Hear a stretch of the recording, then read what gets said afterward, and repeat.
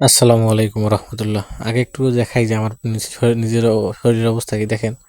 গেঞ্জিটা পুরো ঘামে একদম ভিজে গেছে। হাত পায়ের অবস্থা দেখেন, আমার চেহারার অবস্থা দেখেন, এবং আমার পিছনের অবস্থা দেখেন। এখানে আমি আসলে করতেছি কি, কত বড় বড় শিকড় দেখেন। এগুলো কিন্তু মাটির ভিতর থেকে আমি উঠাইতেছি দেখেন। চিন্তা করা যায় এখানে এক একটা শিকড়ের ওজন কি পরিমাণ হবে। আর জায়গাটা বেশ কাদা পানি, যেহেতু বৃষ্টির সিজন, বৃষ্টি পড়তেছে, যার কারণে এই অবস্থা দেখেন। পিছনে যেমন তেমন ছোটোখাটো একটা পুকুরের মতো কিন্তু আমি অলরেডি করে ফেলাইছি। তো আসলে পরিশ্রম না করলে কোনো কিছুই হয় না। পরিশ্রমই সৌভাগ্যের প্রসূতি, একটা কথা আছে না। পরিশ্রম করার কারণে দেখেন এত বড় বড় শিকড়, দেখেন কত বড় শিকড়, আল্লাহু আকবার। এই বড় বড় শিকড়গুলো মাটি খুঁড়ি তার ভিতর থেকে কিন্তু উঠানো লাগছে আমার।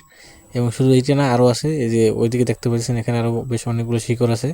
এগুলো কিন্তু সব একটা গাছের শিকড়। গাছটা যেহেতু অনেক বড় ছিল, এবং নিচের অবস্থা দেখেন কাদা পানি, এখনও একই অবস্থা আছে, হিজিবিজি অবস্থা। তো যথেষ্ট চেষ্টা করতেছি, যথেষ্ট কাজ করতেছি। আপনারা দোয়া করবেন, ভালোবাসা দিবেন। আপনাদের দোয়াই আসলে, হয়তো বা কার দোয়া কখন কবুল হয়ে যায় বলা যায় না। বাকি আমি চেষ্টা তো করতেই আছি আর কি। সবাই ভালো থাকবেন। আসসালামু আলাইকুম।